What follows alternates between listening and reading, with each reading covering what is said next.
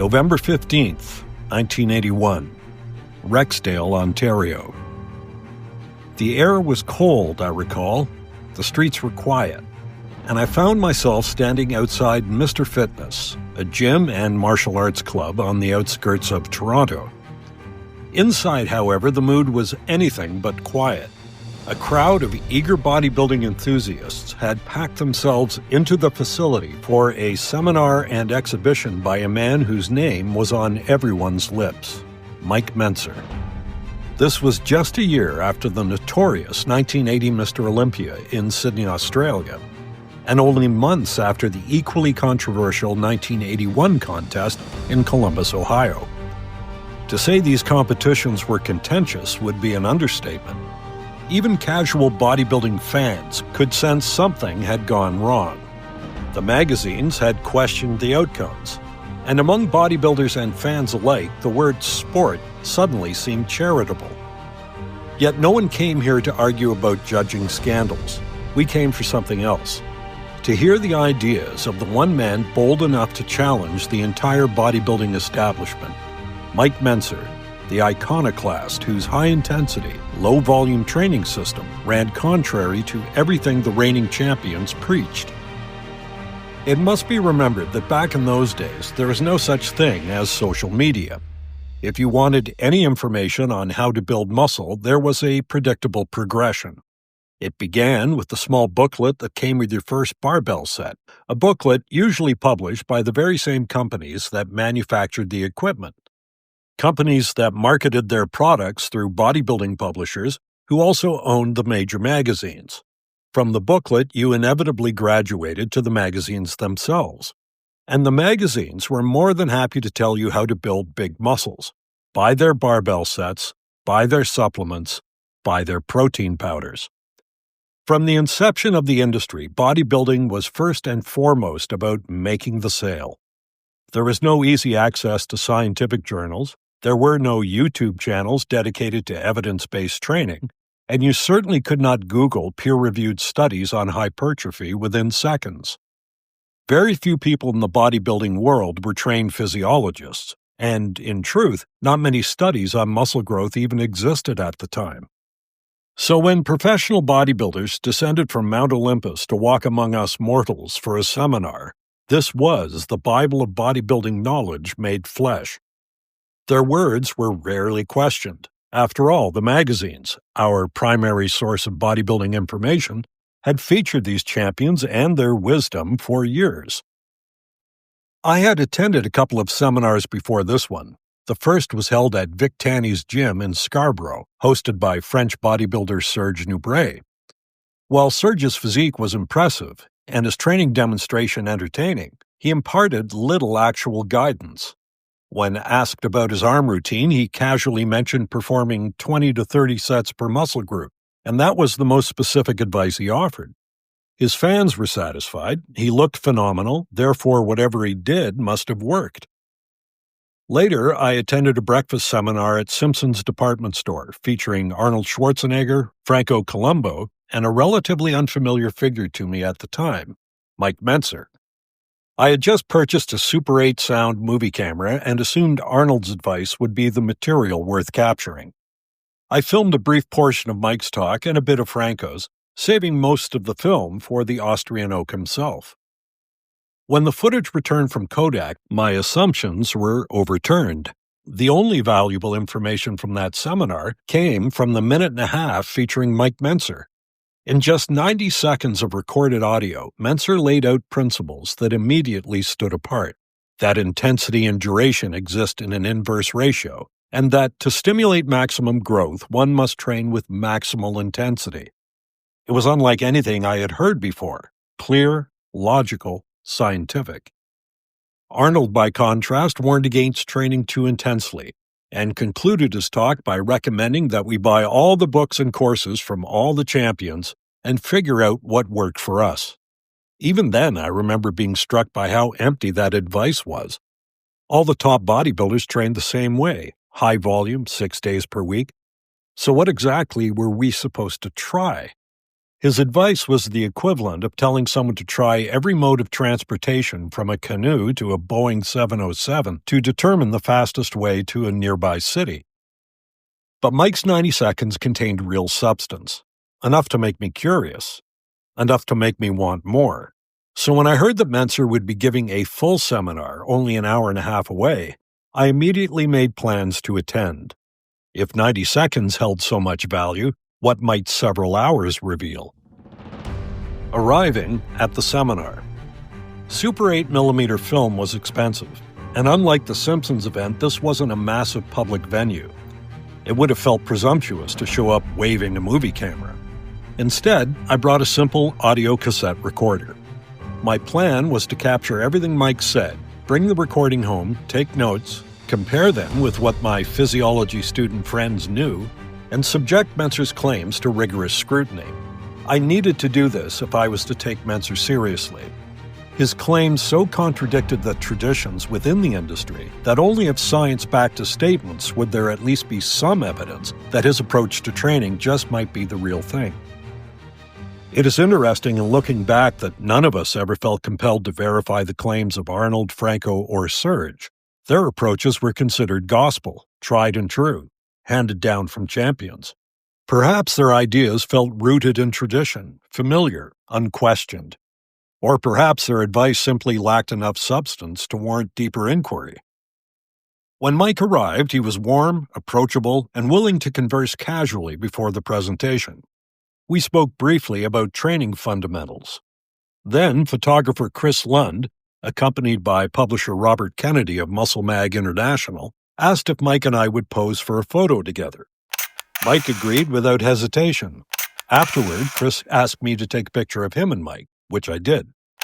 Then the seminar began. The demonstration workout. To begin, Mike performed a workout for the audience, a back and biceps routine consisting of a pre-exhaustion set of Nautilus behind neck torso, followed by behind neck pull-downs. Then a set of heavy hyperextensions, Nautilus shrugs on the neck and shoulder machine, and a set on the Nautilus compound biceps machine. Between sets, he emphasized the importance of controlled movement and the necessity of reaching momentary muscular failure. This was not for show. This was a demonstration of philosophy in action. When the workout concluded, we moved into the dojo area. Everyone sat cross-legged on the floor as Mike stepped before a blackboard. I placed my cassette recorder on the mat and pressed record. His lecture that day was divided into two parts, training and nutrition. What follows here are the excerpts from the training portion, presented exactly as he delivered them that day.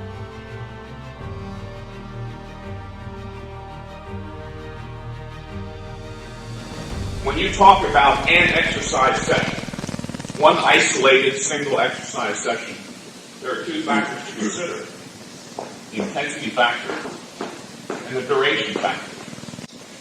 Duration is the amount of time spent training, and intensity refers to the percentage of momentary effort. And this term intensity tends to be misunderstood. Some people think that by increasing the duration of their workouts, they're increasing the intensity, which is ridiculous. It's just the opposite. Every time you increase the duration, you have to decrease the intensity. These two things exist inversely to each other. They're mutually exclusive. You can't have a lot of one and a lot of the other. It's demonstrated by a very simple inverse ratio graph. It demonstrates the universal relationship that exists between intensity and duration. This is not a brainchild of Mike Mentzer. This is the basic law of physics. Universal principle. It applies to all activities, not just weight training, chopping down trees, studying books, sex, whatever. The more intensely you do something, whenever the intensity increases a little bit, the duration has to decrease a lot. And if you want to build big muscles fast, then you've got to train as intensely as possible. Because that is the one factor most responsible for building mass. And if you want to build mass, you've got to train for short periods so you can train intensely. That's the nature of the relationship. You can train either hard or you can train long, but you can't train hard and long. It's impossible. Not because I say you can't, but because it's impossible. Is there anybody in here who can sprint for a mile? What's the longest sprint in Olympic competition? Anybody know? 400 meters. Why isn't there an 800-meter sprint or a mile sprint? It's laughable, yeah, because it's ridiculous. It's impossible. Just like it's impossible to train hard for 2 hours. Nobody can train really hard. When I talk about hard, I mean maximally. All-out effort for 2 hours.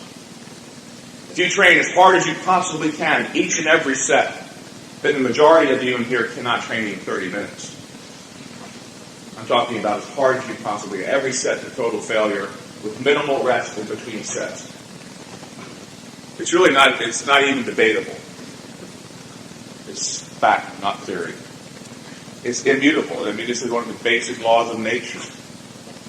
You ever compare the calves of a sprinter to the calves of a distance runner? I use this example all the time, but it's one of the best there is. The sprinter always has a large muscular calf. The distance runner always has a stringy little calf. Because he overtrains, he's chronically overtraining.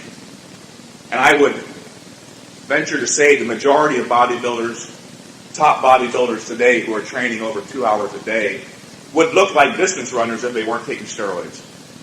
They're so grossly overtrained. You just cannot recover from that much training. You don't need a 21-inch arm to survive, but you do need to continually recover and replace your precious physical resources and reserves. You've got to stimulate growth first through high-intensity training, allow enough time for recovery, and then allow enough time for growth. If you train, again, before recovery takes place, then the growth process can't take place. Because now you've got to recover from that next workout again. If you allow enough time for recovery to take place, but not enough time for growth to take place, you still won't grow. It takes time to recover and it takes time to grow. 6-day-a-week training is always a mistake for the purpose of building muscular mass. If you want to build definition or create definition, then you can't be active enough. Train every day, all day, whatever you want to do. If you're training different body parts, yeah. You're allowing... I'm not talking about localized muscle recovery. I'm talking about recovery of the physical system as a whole. Localized muscle recovery actually takes place very rapidly. But you do 10 sets of squats, very, very heavy squats on Monday. Your legs may have recovered by Tuesday, but try to do a heavy back workout on Tuesday. You won't feel the inclination because your whole system has been called upon. Demands have been made upon all the body's recuperative subsystems, not just the legs. The whole system is called upon. You've got to allow the whole body to recover, not just the legs.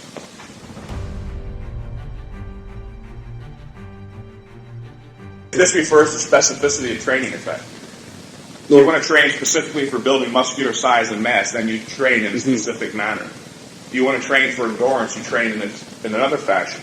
The guys who are doing 20 sets of body part are dividing specificity. They may be inducing a little growth stimulation, but not that much, because part of their training or their adaptive reserve is going towards cardiovascular training. Intensity refers to the percentage of momentary muscular effort. Anything that reduces momentary muscular effort reduces intensity and thereby reduces results. What you want to do is increase muscular involvement, not diminish it. Anything you can do to make the exercise harder, thereby increasing muscular involvement. Again, that's the name of the game. It's so damn obvious. Either you train, think about it this way. We all said in the very beginning that growth does not come easy. Anybody here thinks growth comes easily? Anybody want to challenge that? Has anybody grown too fast this year? No, we all know growth doesn't come easily. You literally have to force growth. Now you tell me how you force growth with light weights, mild exertion, easy workouts. The harder you train, the faster you grow. But the harder you train, the less time you can spend training. It's as simple as that. Again, the intensity and duration relationship is the universal one. It doesn't exist just for Mike Mentzer. There are some people who are fond of saying that it works for Mike Mentzer, it works for Casey Dieter, it works for Ray Mentzer, but it works for no one else in the world. or we all have vastly different requirements. And yet these same people all train alike. Arnold does 20 sets 6 days a week. Franco does 20 sets 6 days a week. Frank Zane does 20 sets 6 days a week. If they're all so different, why do they train exactly alike? The point of the matter is we aren't all that different physiologically. We're all unique as individuals. But when a young man goes to medical school, or a young woman, and studies muscle physiology, whose physiology is he studying? Everybody. We all have the same muscle physiology. The biochemical changes leading to muscle growth in Mike Mentzer are the same in Robert Kennedy, Chris Lund, and you. And me. And it follows from that the specific stimulus required to induce those biochemical changes leading to muscle growth in Robert Kennedy and you and me is the same. What is that stimulus? The high-intensity muscular contraction. It's universal. It's a medical fact, not subject to debate. Simple as that. What is true, and this is where the confusion comes in, is that we all grow at different rates of speed.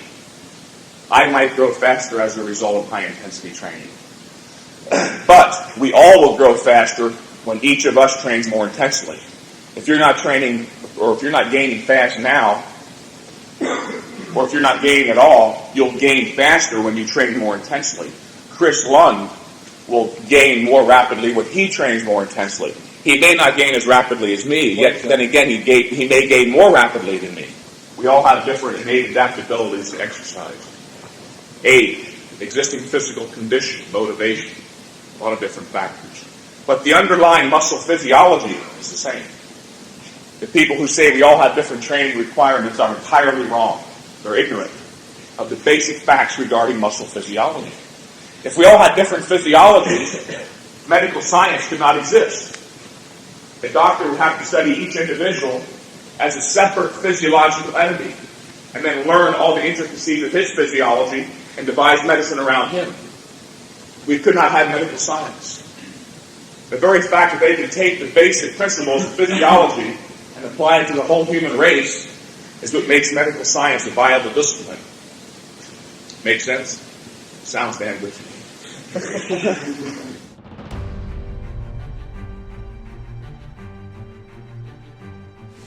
Any questions? I can't make it any simpler than that. I mean, all the theoretic and academic bullshit aside, I mean, it just follows from common sense. The harder you train, the faster you grow. But it's also true, you can't forget, that the harder you train, the less time you can spend training. Just like the faster you run, the less distance you can run. Sure, you can train as hard as possible for 30 minutes, then diminish the intensity and train for 8 hours after that. That's not going to result in anything except reduced progress. But again, a lot of this can be chalked up to mental masturbation. All of the academics aside, what really counts is if you get your ass in the gym and train hard. And if you're training 6 to 8 hours a day, you're not training hard. It's laudable from one standpoint. You're devoted. You're willing to be diligent, put a lot of work in. But that has nothing to do with progress. Sure, you point to a guy like Roy Callender, who's got the most muscular, heavily muscled physique in the world, who trains 8 hours a day. You try training 8 hours a day and see what happens. You'll end up looking like a jockey. Skinny little run. If these guys weren't taking steroids, they would look like jockeys. As I sat there on the dojo floor in 1981, I knew I was hearing something different. Not tradition, not folklore, not the recycled dogma of high-volume champions, but a system grounded in logic, physiology, and the universal laws of human performance. Everything Mike said that day demanded examination. Everything could be tested, and everything made sense. No other seminar I had attended caused me to seek academic validation, to compare claims against physiology textbooks, or to challenge the dominant approaches of the sport. Mentzer's ideas compelled that level of scrutiny because they invited it, and because they could withstand it. For many who attended, myself included, that afternoon in Rexdale changed the way we approach training forever.